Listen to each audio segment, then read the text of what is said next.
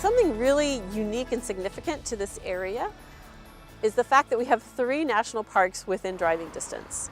And they are incredible venues of nature in its rarest form. Beautiful and the largest trees in the world to some of the deepest canyons in the world to beautiful carved valleys and flowing rivers. And people from all over the world come to this area to reach out and to experience nature. To me, nature is all powerful. Like, it's what everything we have derives from, and everything we do either benefits nature or takes away from nature. And I think that everything we work towards should be towards working for nature. And for me, it's my driving force. Nature is my driving force.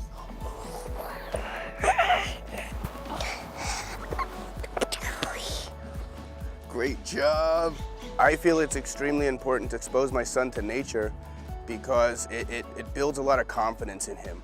Being able to observe the way that these systems work, you know, the vascular system of a tree taking, you know, the water all the way from the earth, all the way up to the top of its trees, to see the way that birds fly. It's really important for Sequoia Riverlands Trust to exist so that we have these conservation preserves. They are open to the public. The public can come and, you know, step off of the sidewalk and be in nature. They can experience the natural phases, of course, of animals and plants and life around them.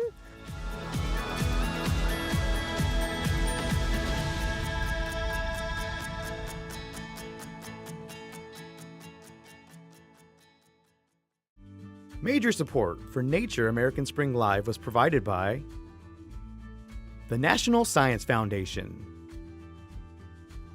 and Ray Foundation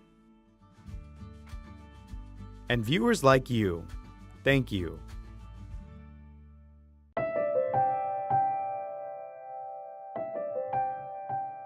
Sequoia Riverlands Trust is a not-for-profit located in Visalia, California. That's the Central Valley of California.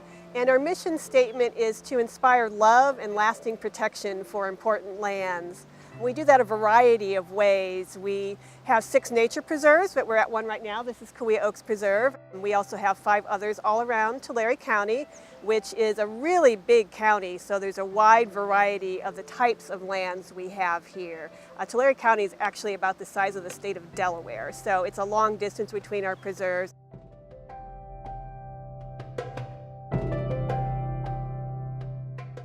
Circle J Norris Ranch is owned by Tulare County Office of Education, and they operate the field trip program here, bringing teachers and students from all over Tulare County and the Central Valley here to do field trips. It's extremely important for students to spend time in nature, to experience being out in nature for various reasons. Studies have shown that students who spend time in a natural setting with lots of trees and plants actually are able to concentrate better and tend to do better in schools. Some of the activities that I've done with Sequoia Riverlands Trust through my internship and through volunteering is that we've taken soil samples to look at soil health. We've gone on bird counting excursions and we document the species and how many of each we find. We've also looked at group behavior, and we've talked about how species and animals and plants interact, and we look at how that plays out in the environment.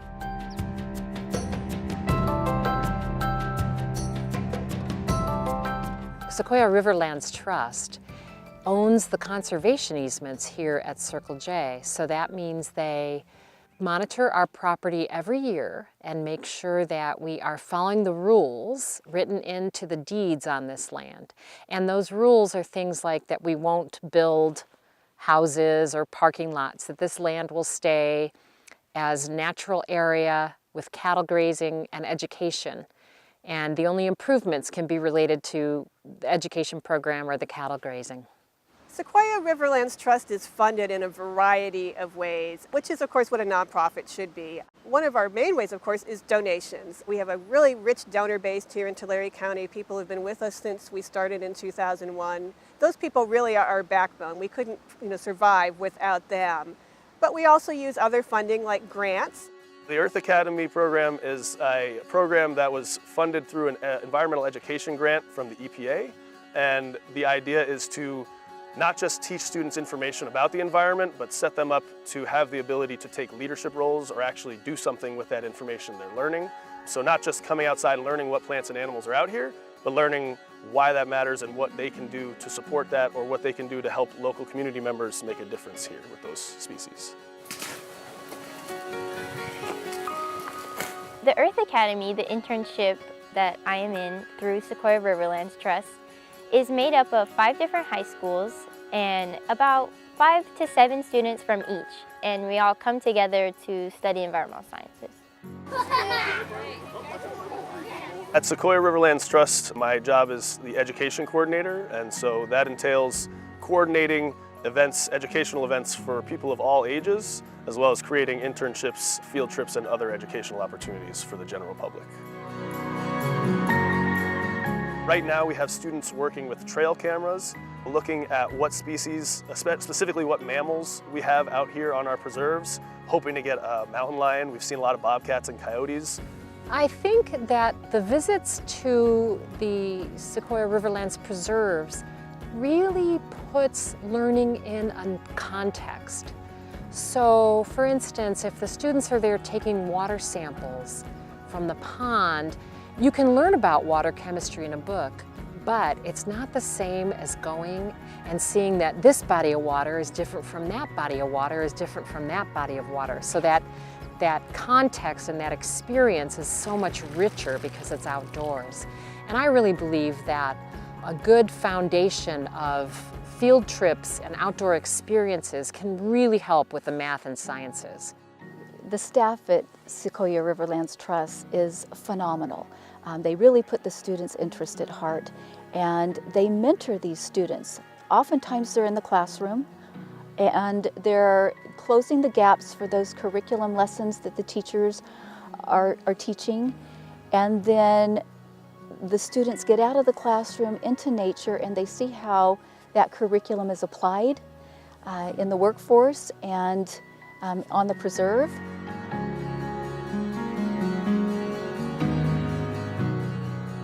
Sequoia Riverlands Trust is really enhancing the high school experience for students that are serious about environmental sciences and conservation and preservation. It teaches them really a stewardship over the land, and for those students, they become deeply connected, and the hands-on opportunities that are provided to them really enhance the high school experience they're having. This is a white-crowned sparrow. Citizen science is the idea that anybody, anywhere, anytime can be a scientist, can help in scientific endeavors. You don't have to have a PhD, you don't have to work as a scientist and get paid.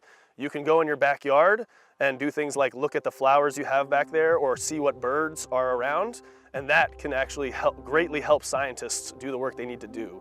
Oftentimes that data is used and processed, and it brings it back to humanity in a form that's important to us. For example, how are the phases changing over decades? That's important information in agriculture, and even architecture, and things like wildfires, and plant and animal development, and migration of birds and different species. So as a citizen, I can contribute to that. I love nature, I always have, I love being in it and being a part of it, but to be able to make a realistic contribution is really a wonderful opportunity. Citizen science to me is one of the most important aspects of scientific study, because at the end of the day, you hear on the news or on social media about reports, and if you have never participated in science, it can just sound like numbers and data just like being thrown at you. But after having participated in scientific studies, like the Christmas bird count that occurred annually, where you yourself participate in this scientific collection of data, it makes everything seem more significant to you because you yourself took part in it. And I think that's powerful moving forward for people to have a better understanding of how science works. Whether it be about environmental science or medical science, anything, I think it helps people understand, and it sparks curiosity to find out more. And they're very chattery. So we'll hear them and we'll see them. These happen to be yellow rump warblers. I think SRT really has something special going. They are organizing people and getting them connected to a community of people who care about their preserves and want to do something to help those preserves improve and, be everlasting and a quality ecosystem.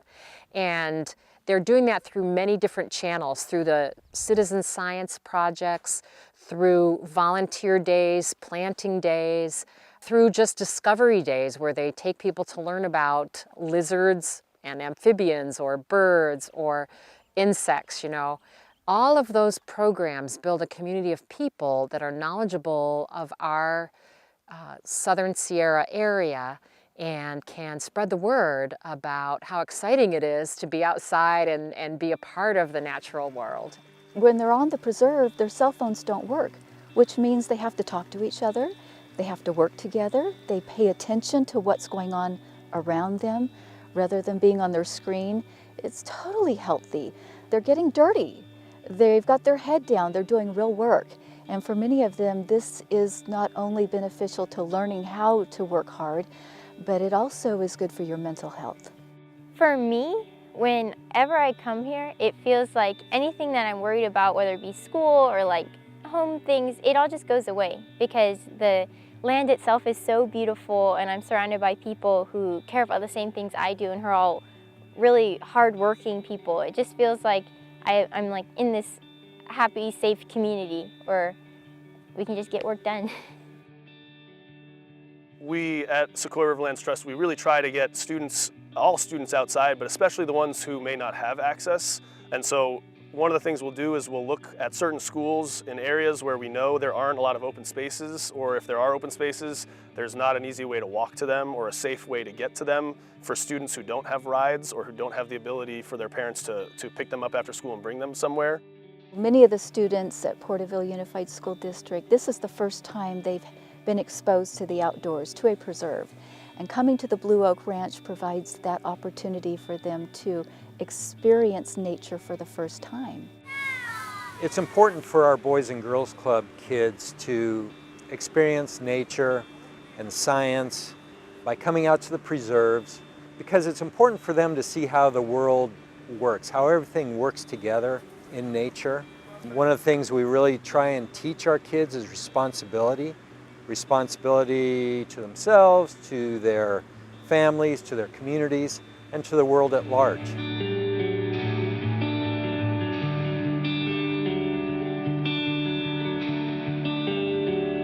Quia Oaks Preserve is open every single day of the year, so from sunrise to sunset, so people can come out and see it. Our Dry Creek Preserve is open most of the year too. It's up by the Quia Dam, and it's an area that was once a gravel mine that was restored.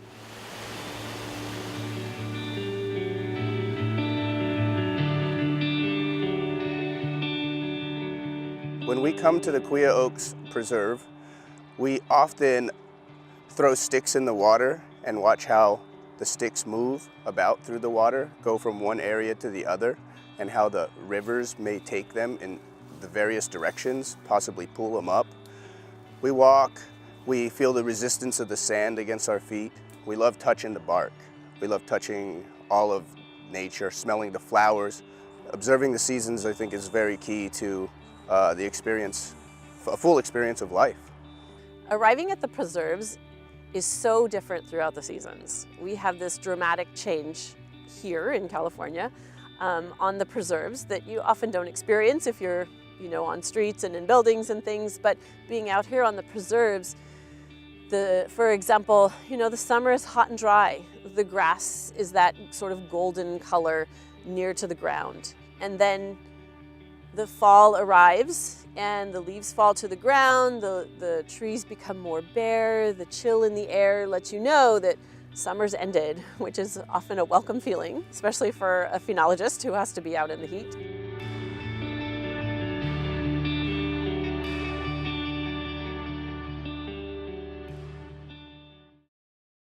And this is leaf growth phase. So these are young leaves, and then eventually you can see this is about I would say almost 10% of the canopy has leaves here. A phenologist is someone who, in nature, observes the phenophases or changes that plants and animals go through throughout their life cycles. I began working as a phenologist with Sequoia Riverlands Trust so that I could monitor the changes in the trees.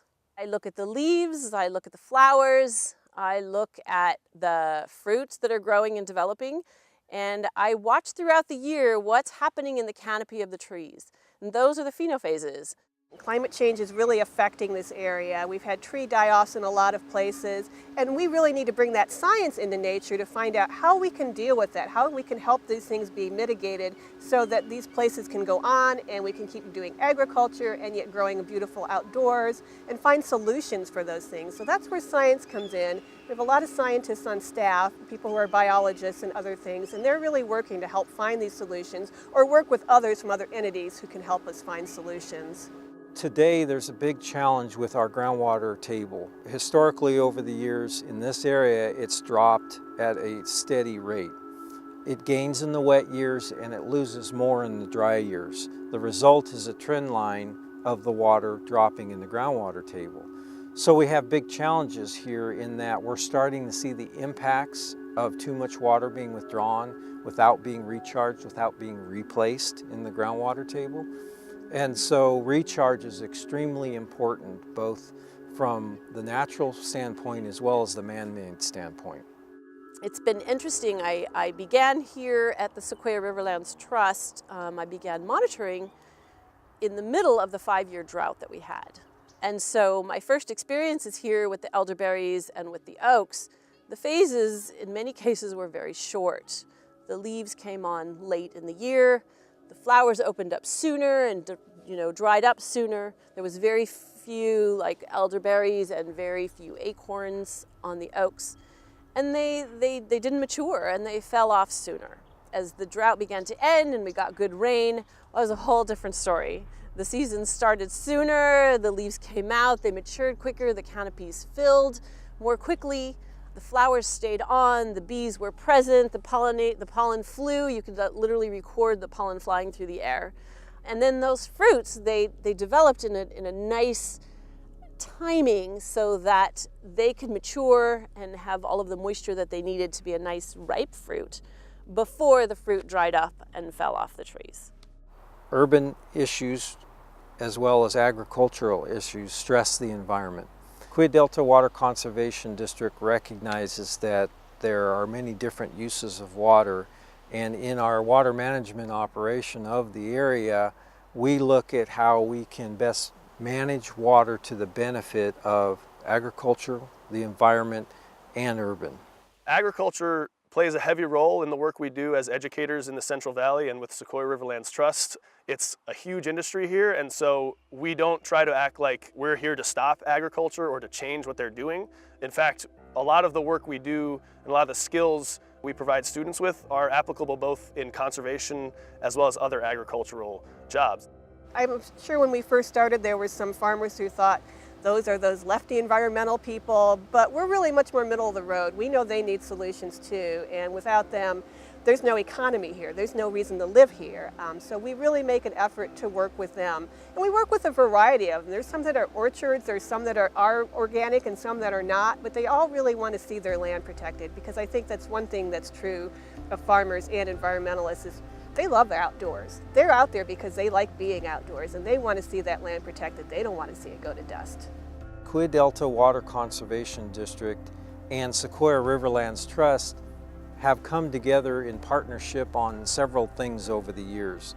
I think what happened is we recognized that there was some interests that melded together between the trust and the district in terms of their ability to work together towards projects that were multi-benefit, that would be a plus for the mission of Sequoia Riverlands Trust and a plus for the mission of Quia Delta Water Conservation District.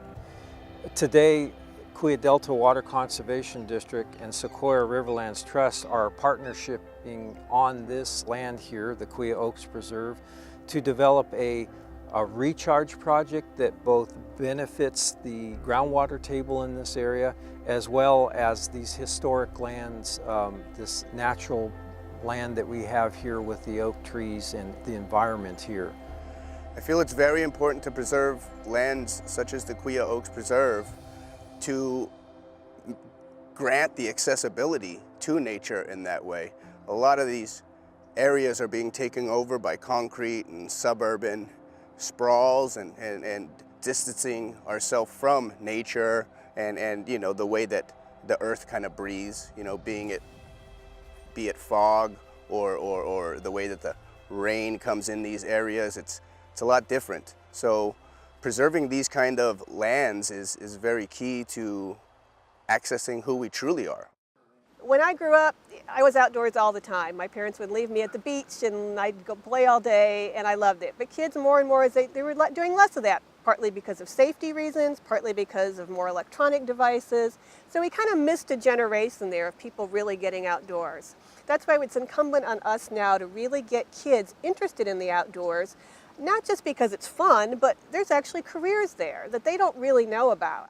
3 of our Boys and Girls Clubs are within 5 miles of this preserve, Quia Oaks Preserve. And these kids don't even know it was here. I mean, when they've come out here, they've been so surprised. They've driven by many times, had no idea it was here, and they can't wait a lot of times to get home and tell their parents and encourage their parents to bring them out here. At Sequoia Riverlands Trust, we try to connect students with the ecosystems around them, first and foremost by bringing them out to those ecosystems and showing them those ecosystems. Because a lot of times students have gone to the public park down the street where everything's manicured and lawn is mowed. That's a great place to be in one sense, but you're not seeing the same interactions and the same processes you would out at these other ecosystems. And so getting students out firsthand to see the water cycle happening at a preserve, right? Watching the different parts of the water cycle taking place, or learning about carbon and measuring the carbon in the soil and understanding what that means and why that's important. These are things that really connect students with the local environment. And it's not just a textbook where you're saying, oh, that happens somewhere to somebody or somebody's doing this somewhere. These students are doing it with real people who have real jobs here in the Valley, and so they know these are career paths I could have, and these are things I could be doing in the future. A lot of these kids come from small towns in Tulare County. They know a lot about agriculture, their parents work in agriculture, and they're able to come out here and experience what the land was like before there was a lot of farming, before there were trees in rows and that kind of things. As a work-based learning coordinator, my role is to provide opportunities for students to connect with these business partners. As pathway students, they've already shown some interest in an area that could lead to a potential career for them. And so further exposure with business partners who are passionate about their work and what they do day to day offers the students an inside, hands-on look at what that career path would look like for them if they chose to go into it. I think the work that SRT is doing is growing our next generation of stewards, environmental stewards. We have a lot of challenges in modern times. We have air pollution issues, water pollution issues, overcrowding, a lot of stress and strain on nature. And I believe they are working to build the next generation of people who value nature more, but understand that these young people are also building an understanding that a healthy ecosystem is the foundation for healthy communities. And that getting outside is great for our health, it's great for our physical health, our mental health, and it's great for learning. My hope for the students after they finish their internship is to really have some skills, employable skills that will open doors of opportunity for them as they move on to college and their career, whatever that career is. As a senior in high school, I am looking towards college, and I'm particularly looking at studying environmental science, hopefully at UC Berkeley. But kind of my broader goals for the future is that I hope to use my education and my experiences with Sequoia Riverlands Trust and outward to help communities become sustainable, because I do believe in the power of individuals in their communities to spread sustainability and to help work towards a better environmental future. Nature is something I've cared deeply about since I was a young kid. My favorite thing to do when I was young was to go out in the woods and flip over logs and see what I could find, or go to tide pools and look for crabs and different crustaceans. So spending time in nature and getting to understand it and know what's going on in different places has always been something I'm very passionate about. And so now I get to share that with other students, with other young people, with other adults who want to learn. And so that to me means the world. It makes me happy. My message to anyone who hasn't been able to experience the preserve is to get out here, because it's absolutely wonderful. I think it's beautiful for all ages, for children especially.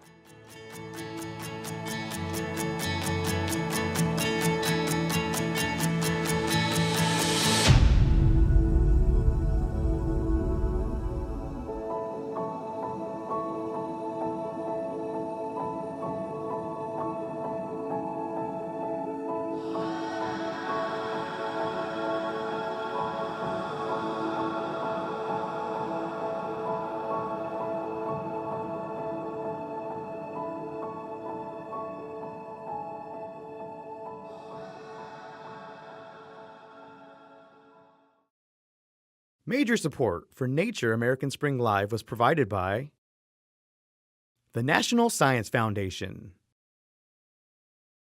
and Ray Foundation and viewers like you. Thank you.